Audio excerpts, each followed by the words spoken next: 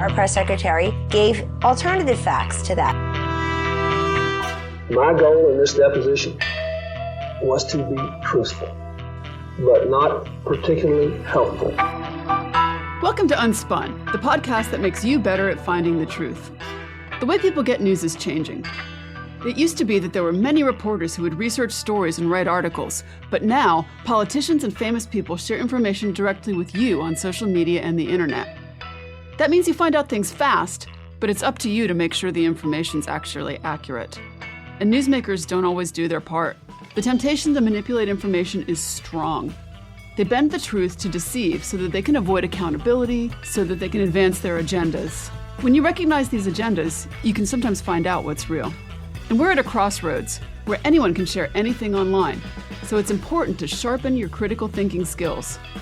Finding that deception before it goes viral is pretty much a survival skill now, and we're going to do it together.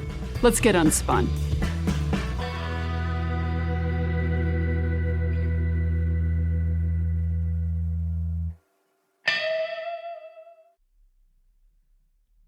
Hello, everyone, and welcome to this week's episode of Unspun.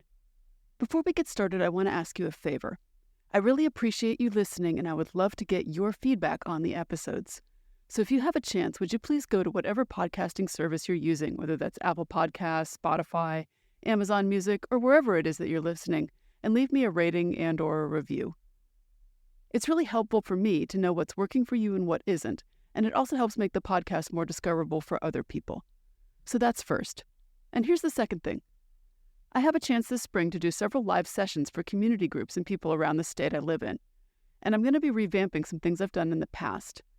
I would love to get a few people to volunteer to be part of a test group to experience what would be in this training and give me some feedback on what might make it better. I would do this on Zoom in an evening that would work in all U.S. time zones. And so if you're interested, please visit my Substack, which is TheUnspunPodcast.substack.com. Don't worry, it's completely free. And I'll have an article there that will tell you how you might sign up to help me out. I'd love to get a chance to meet some of my listeners on a Zoom call. And with that, let's get unspun. Vaccines cause autism? Well, I have 1 million results that say they don't, and one result that says they do. I knew it. Imagine with me that you're sitting in a coffee shop, and you hear the people at the table next to you arguing a little bit over whether someone in the ordering line who came in with a medical face mask is making a good decision. Now, for the record, scientific evidence is strongly on the side of masks. But that said, we all know that face masks have been, well, controversial. You've heard a variety of opinions, everything from everybody should wear them because it's a community good, to people should wear them if they need them but shouldn't expect other people to wearing them is wrong for some reason, maybe because of individual rights or because some people actually believe face masks are harmful. Again, not really true. But you overhear these two guys squabbling at the next table. And the guy in the red hoodie says, "I'm telling you, Dan, masks are useless against COVID and the flu." He takes a loud slurp of his drink and he puts it down on the table kind of hard. Dan is shaking his head. "It's not true," he says. All the experts say that wearing masks significantly reduces this kind of virus when people wear them." And Hoodie just rolls his eyes. "Come on, even your beloved Dr. Fauci said masks aren't needed." Wait a second. Is he right? There's a lot of confusion among people and misinformation surrounding face masks. Can you discuss that? The masks are important for someone who's infected to prevent them from infecting someone else. Now, when you see people and look at the films in China and South Korea, whatever, everybody's wearing a mask. Right now in the United States, people should not be walking around with masks. You're sure of it? Because people are listening really closely to this. Right now, people should not be walking. There's no reason to be walking around with a mask. Well, yeah, Fauci did say it. But this clip is from March of 2020, and the full context of that interview includes that masks were really hard to get at that point, to the extent that even healthcare workers could not get them. It was more important for them to have them, and that explains Fauci's comment. In the 4 years since, there's been a lot of evidence that masks could make a real difference in the spread of disease. But Hoodie is disregarding all of that and just selecting the facts that support what he wants to believe. This tendency to selectively highlight just the details that affirm your view while disregarding everything that contradicts is a very essence of a common but deceptive strategy called cherry picking. Maybe you've seen a weight loss ad shouting that it helps people drop 10 pounds in a single week, and it sounded too good to be true, but they say science backs it up. So you finally read the fine print, and they cite a study where they only followed 12 people for 4 days. Yeah, they cherry-picked useless information to make bogus claims. And it's such a big problem that the FTC actually has a whole microsite just about misleading weight loss ads. Let's ditch the textbook talk and get real about cherry-picking. It messes with everyone, not just companies. We all cherry-pick sometimes. Friends do it, politicians do it, even our moms do it. We cling to these convenient truths while ignoring anything that might wrinkle our carefully crafted worldview. Now here's the thing. Not every cherry we pick is rotten. A single fact can be perfectly true. The problem is when we build a whole fruit salad using only the cherries that tickle our taste buds, and we toss the rest into the compost bin. We get skewed conclusions and with lopsided arguments, even if our intentions were good. Let's see how people are playing the cherry-picking game with some juicy examples for this week's warm-up. A new Rasmussen poll, in fact, because the people get it. Much of the media doesn't get it. They actually get it, but they don't write it, let's put it that way. But a new Rasmussen poll just came out just a very short while ago, and it has our approval rating at 55% and going up. That's the former president talking about his approval rating and citing Rasmussen. Rasmussen is a polling company, and most people who evaluate the quality of polls, like 538 or All Sides, find that it has a pretty reliable conservative bias. And in fact, that wasn't the only approval rating poll that was released at about the same time. Others, including Fox News, Gallup, and Pew that were done the same month, put the approval rating in the 40s and even the 30s for Pew. It's easy to make your point when you just pick the data points that you want. Here's another example that's taken from a political ad. This is Senator Pat Toomey. In Washington, Senator Toomey makes choices, like fund education or tax breaks for the super rich and corporations. Hint, millionaire Toomey chose the tax breaks.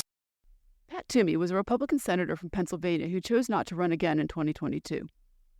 Notably, he was one of 7 Senate Republicans who voted for removal in Trump's second impeachment trial. The ad says that Toomey voted against education. But what it's really referring to is just one vote on a particular amendment that actually no Republican supported. That amendment failed, but Toomey did vote for the larger bill. He voted for education, and he also voted for a bunch of other pro-education deals. So the cherry-picking on the part of that liberal PAC that ran the ad is unfair. Here's one more example. Of national attention, and in case we have forgotten, because we keep hearing that 2014 has been the warmest year on record, I asked the chair, you know what this is? It's a snowball, and that's just from outside here. So it's very, very cold out, very unseasonal. So here, Mr. President, catch this. That's the voice of Jim Inhofe, a senator from Oklahoma who also left the Senate last year. And I wish you could see the video from this. Inhofe was known for being a climate change skeptic, and he chaired the Environment and Public Works Committee twice in the Senate. He was speaking about his belief that climate change was a hoax, and he actually brought a snowball in a zip-top bag onto the Senate floor as a stunt. When he said that the fact that there was snow outside in D.C. on that particular day was an example of cherry-picking, picking a single example, the weather in D.C. today, to deny a whole lot of other data. And this is a really common one. Climate change denial lives on this. Lawmakers will fixate on one winter storm in their hometown and declare that it disproves global warming, disregarding the 97% scientific consensus that temps are rising. Cherry-picking is a big problem because when people pull out individual statistics to use in a speech, it's hard to know if they're being fair or not. And that's why moving beyond social media to a bigger news story can sometimes help. Or, if you get a chance to ask questions, you could always ask the person compared to what, or what's the context for that figure? Up next, I think you'll enjoy my conversation with Katie Anthony from American Oversight. The government generates a lot of those statistics and information that people cherry-pick from. But it's not always easy for an average citizen to get their hands on that information. In fact, sometimes it seems difficult to impossible. And this is a weird thing because as a taxpayer, you're literally paying for that information to be created. This is the world that Katie and the folks at American Oversight live in, and so we'll hear from her right after we take a quick break. I'll be right back.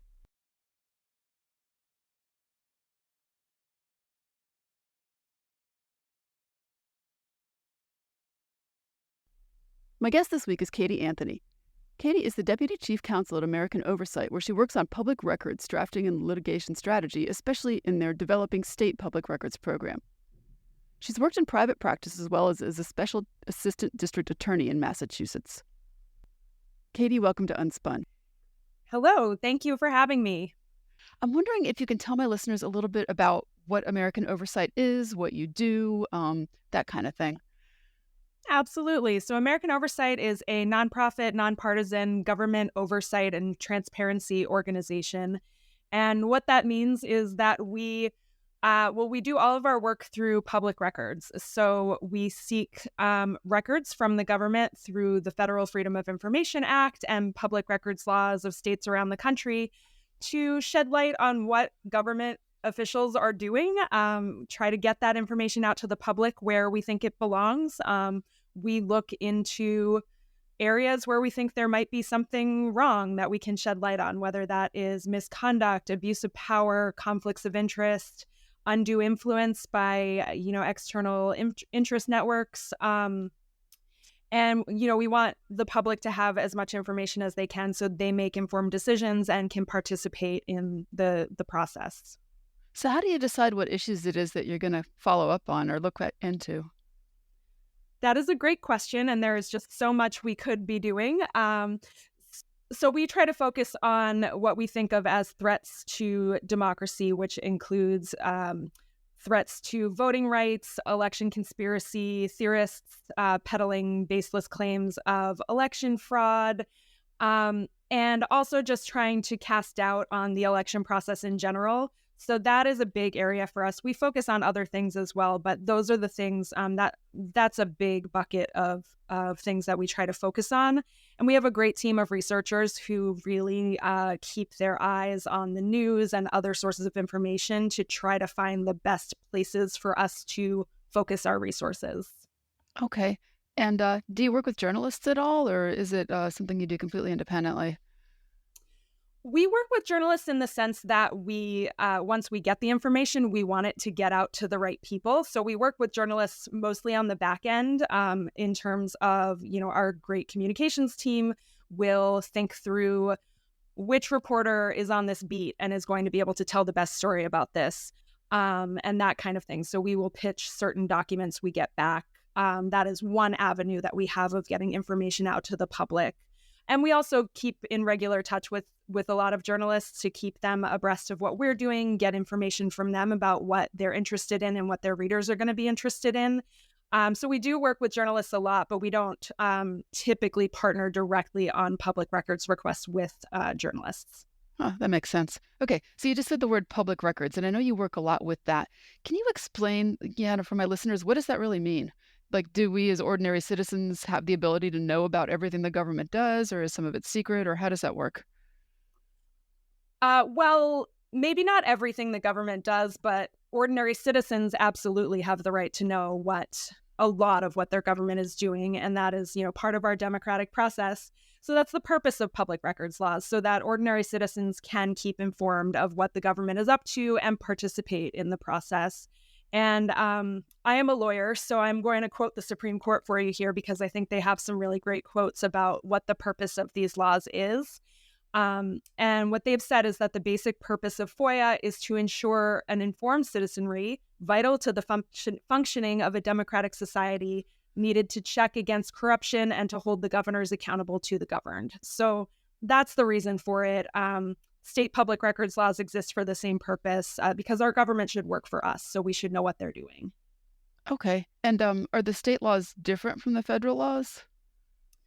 They are. There's a lot of overlap. There's a lot of similarities. There's a lot of differences depending on where you are. So every state has its own public records laws. Some of them are modeled incredibly closely against the federal law. Others have sort of taken their own shape, and there are a lot of similarities and differences just depending on where you are. Okay. So I'm curious, what kinds of things can you find public records about? Maybe you could give me a couple of examples of interesting things you've worked on? Sure, absolutely. So the things that my organization works on might not be exactly the same thing an average citizen might look into, but as I mentioned, we look into areas where we think there might be some kind of misconduct to expose, or where transparency is going to help drive good behavior on behalf of our elected officials or other government actors. So some of the things that we have looked into, I talked about our work in the area of what we think of as threats to democracy, and a few things that we've uncovered over the past couple of years. This one goes back a couple of years. So in March 2021, we obtained copies of the forged electoral vote certificates that were signed and submitted to the National Archives in Congress by supporters of former President Trump trying to undo his election loss. So those records, there was public information about the fact that that had happened, but we were able to get the actual certificates. And something that revealed was that there were stark similarities across the certificates submitted from different electors in different states, and it really suggested a coordinated effort that had been involved there. And we've gone on to uncover additional information about many of the individual electors, several of whom have been involved in a national election denial network that worked to cast doubt not just on the 2020 results, but also on the integrity of our election processes in general. So that was, one kind of small example, but small example with a big impact, we thought. And sort of a bigger example, we have taken a deep dive into the partisan election audits in Arizona and Wisconsin in particular, in a few other areas as well, but those were the ones that they were some of the biggest ones and the ones that we've spent a lot of time on. And we were able to reveal a lot about what was happening behind the scenes in those investigations. I hesitate to call them audits or investigations, but in what was happening there. For example, our investigation in Arizona exposed the influence of right-wing conspiracy theorists. They showed that former President Trump had personally called Arizona Senator Karen Fann, who was one of the leaders of that audit. And most importantly, they showed that these audits failed to uncover any evidence of widespread election fraud, despite a pretty incredible expenditure of public resources on these processes. And similarly, our investigation in Wisconsin showed that the Wisconsin Assembly and its Office of Special Counsel had also failed to uncover any evidence of widespread election fraud. And it also revealed that the people involved in this audit had questionable credentials to be doing the work that they were doing, limited knowledge or background in the area of elections law. And then we also found out that the Office of Special Counsel in Wisconsin had been routinely deleting records that they unilaterally deemed unhelpful or unimportant to their investigation. So we'll sort of never know exactly what they thought was not helpful or not important, but we certainly, as public records and transparency advocates, had a big problem with that. So you've mentioned a bunch of different kinds of things at this point, right? So you've mentioned phone calls, and you've mentioned like people's backgrounds, and you've mentioned files that get deleted and those kind of things. I'm wondering what the content of some of the files that you get back actually is. Are those the kinds of things that, like an ordinary person could even understand, or what's in there? Sure. So I've talked kind of about what these records revealed, but I didn't speak to what they actually were. A lot of the records that I've been referencing are emails. So emails exchanged between folks in these government offices, or exchanged between government officials and external actors, non-government actors. So that's something that we do a lot because we found that is the information that is going to really tell us more information about what's going on. What are they doing? Who are they talking to? What does this all mean? So in terms of whether it's something that someone can understand, it's all relative, and it all sort of depends on what context you're coming in with. So, but essentially at the end of the day, the records I'm talking about are, email correspondence, your regular office correspondence. If you know the general context of what's going on, I think, anybody could understand that, assuming it is, clear and not in code or something like that. But it's really just your standard emails that anybody is sending this day and age. You can also, of course, request a lot of other types of records from the government, which would also sort of depend on your general knowledge and, the baseline context and understanding you're coming in with. If you want to know more about the budget for your local government, you could request request documents about that. And how much you understand it really depends on, how much you know about your government and how the budget material is prepared. So again, it's really just depends on the context, but there's no secret, magical formulation for these records. It really is just, a lot of it is standard office paperwork. Yeah, I know. I've spent a little bit of time with investigative reporters and editors, and a lot of times they're looking for data from databases and stuff like that as well. Yeah. Okay. Great. So you said at the beginning that citizens do have a right to know what the government's doing, and you put some kind of qualifier in there that I don't remember exactly what it was usually or sometimes or something like that. So, what kind of exceptions are there? Yeah, so there are built into every public records laws, there are exceptions. There is this understanding by legislators that the right to information about what your government is doing is incredibly important, but that needs to be balanced against some legitimate reasons for confidentiality or privacy, depending on the types of records. And there are a variety of exceptions and exemptions to what you can get through the public records laws, but a few common examples. One would be certain types of law enforcement records, national security, classified records, that kind of thing. Those are kind of self-evident, I think. There are also personal privacy exemptions. So we have, government officials they're normal, ordinary people, and there's information that they might put into an email, maybe in a professional email. They're also sending birthday wishes to someone, and it's a totally personal, non-governmental thing. Or, their HR files. We don't, necessarily have a right to everything about their performance reviews and things like that, and day-to-day, human resources type materials. So there are personal privacy exemptions as well. One that we see quite often, particularly at the federal level, is exemptions for sort of deliberative material. So before the government has reached a final decision on, for instance, a certain policy that they want to enact, there are exemptions for the discussions that go into making those decisions. And the reason for that is, first of all, we want our government actors to feel like they have space to speak frankly and candidly, toss ideas around. And if they know that everything they write could potentially be subject to public disclosure, they might, that might chill their comfort level with, making the proposals and suggestions and fully engaging in the decision-making process, which could make their decisions not as good.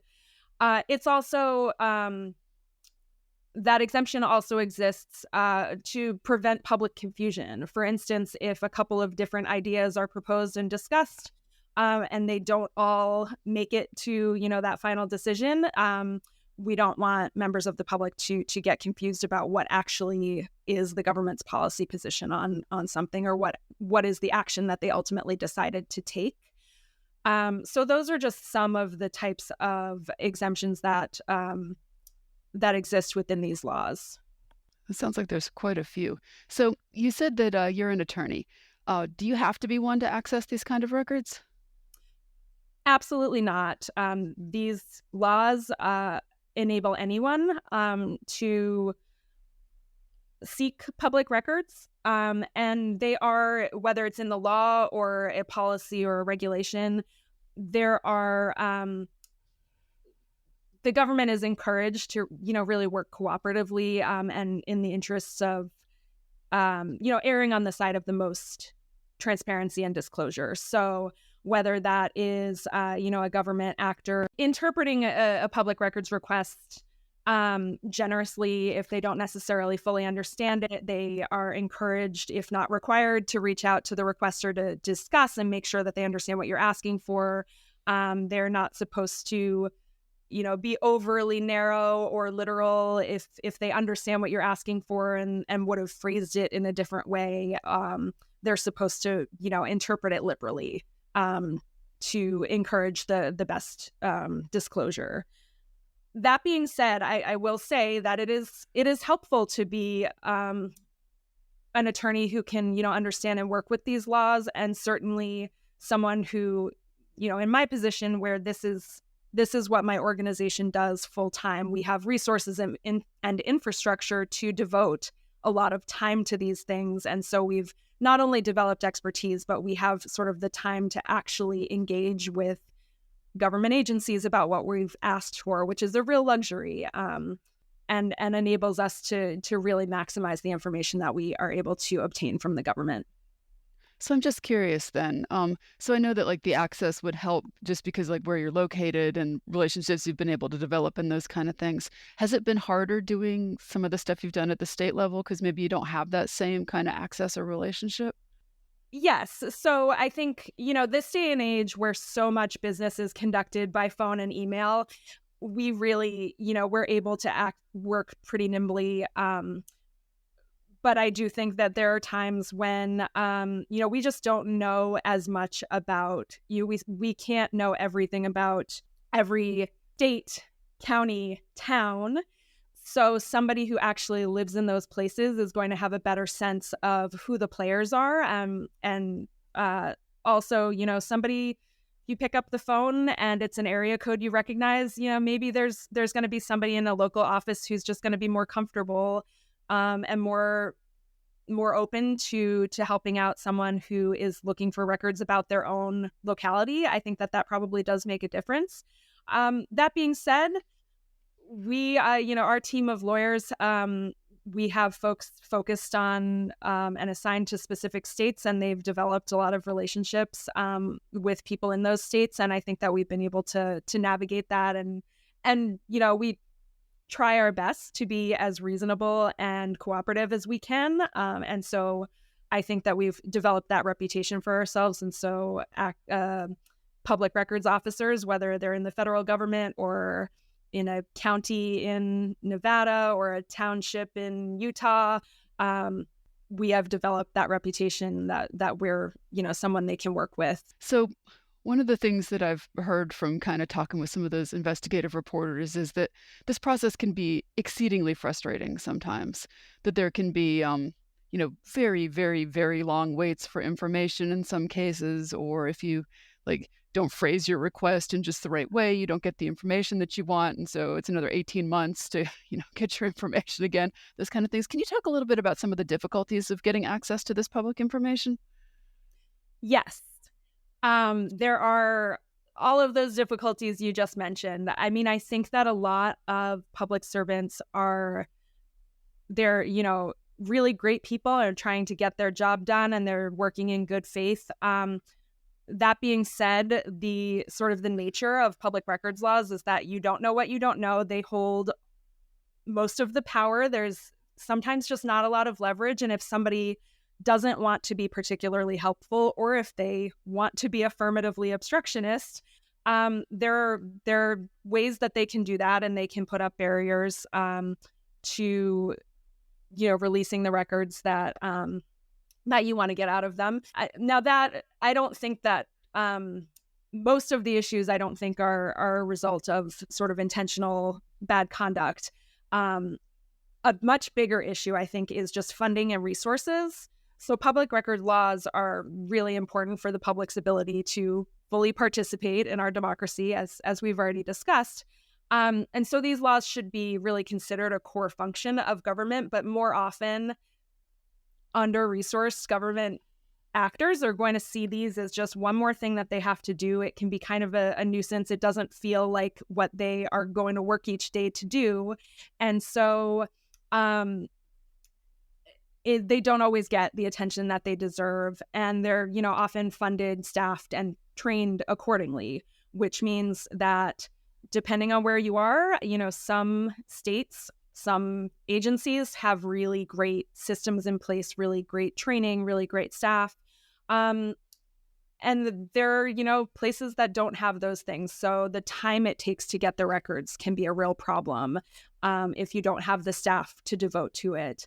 And the information can become stale if you have to wait a long time for it. And then the quality of a response is not necessarily going to be great. You might not be able to, you might not have confidence that a full and thorough search for the records you asked for was performed.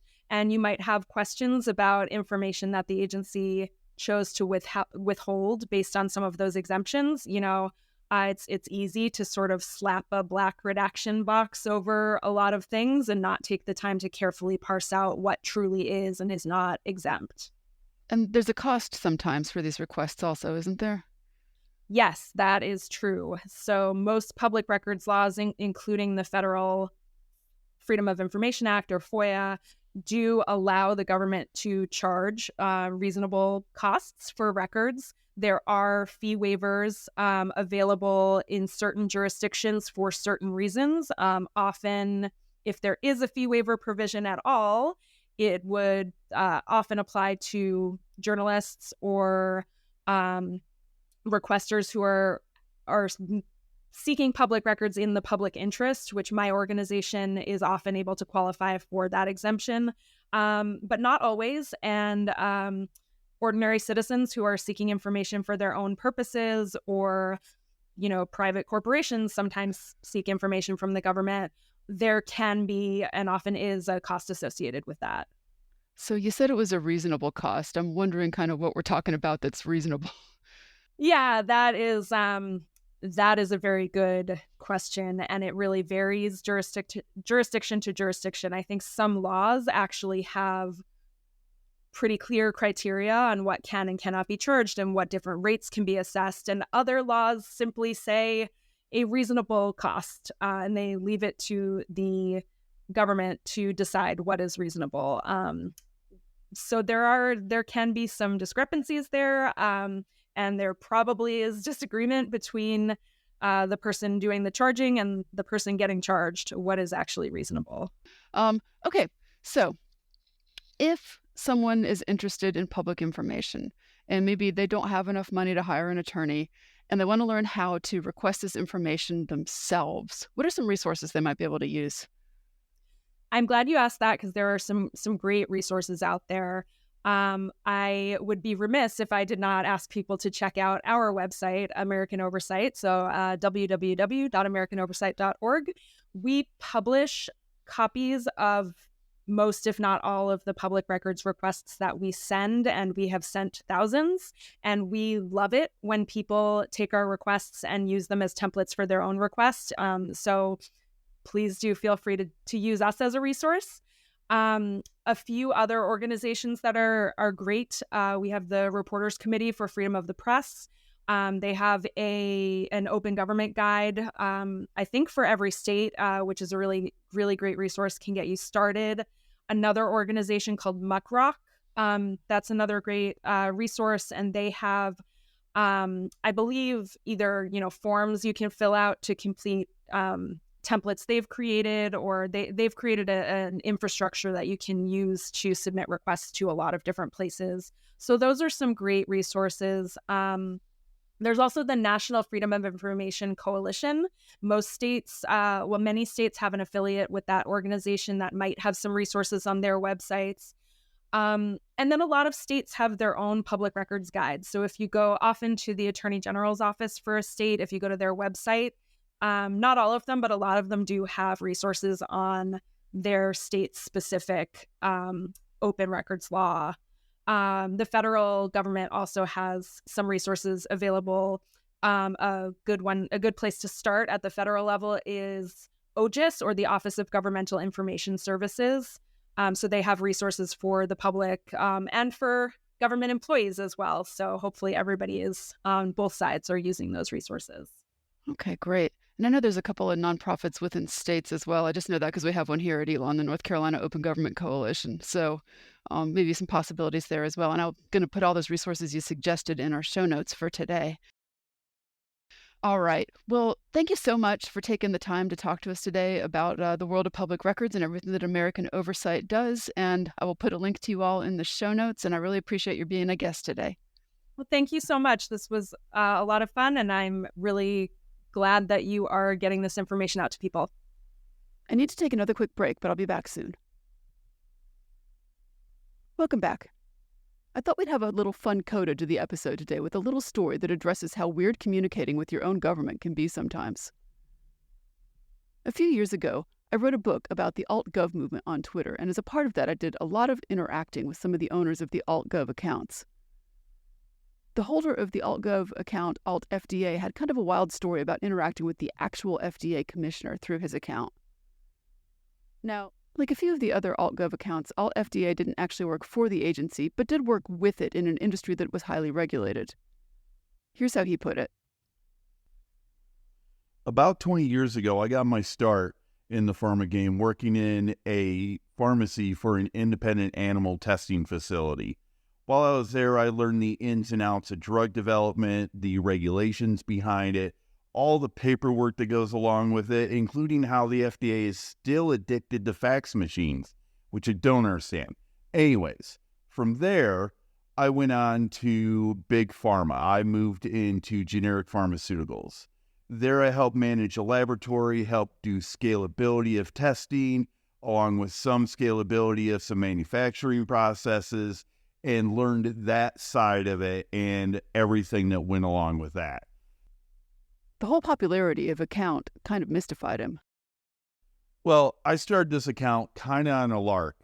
I was at work and saw all the Twitter stuff coming through about how Trump attacked the National Park Service. And at that point, I knew that I had to own that space. I didn't know what I was going to do with it, didn't know what was going to become of it, but I just knew that someone had to have it that was going to at least not abuse it.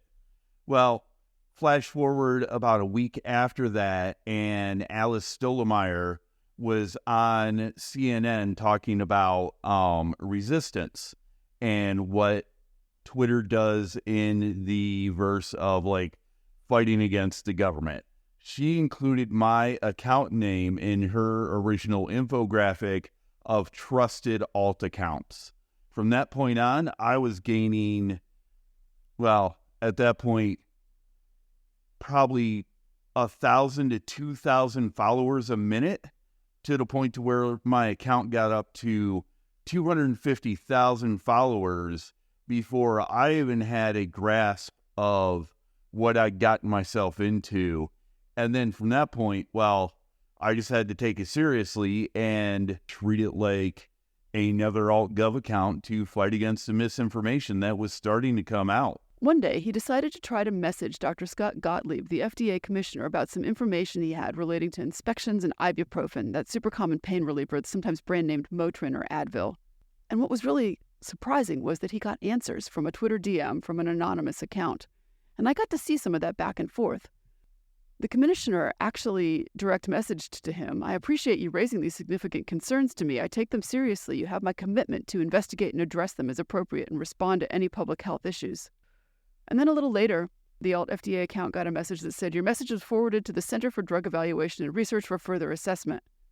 It was nothing all that major, but I was surprised, and honestly so was alt-FDA, that they got that response. So maybe the way to get a rapid response from the government is to act like you worked there. So that's going to do it for us this week. Thanks to Katie Anthony and to alt-FDA for sharing with us. And don't forget to leave a review and to visit unspunpodcast.substack.com if you're interested in the Zoom. Thanks for getting Unspun with me this week. Unspun is a production of me, Amanda Sturgill, and is a proud member of the MSW Media family of podcasts. Send me your thoughts and ideas about trickery in the news on Gmail at TheUnspunPodcast@gmail.com. I even write back. And find this episode's show notes and more information at TheUnspunPodcast.substack.com. Want to learn more and get smarter? Check out my book, Detecting Deception, Tools to Fight Fake News, which is available on Amazon or your favorite online bookseller. And until next time, stay sharp, everyone.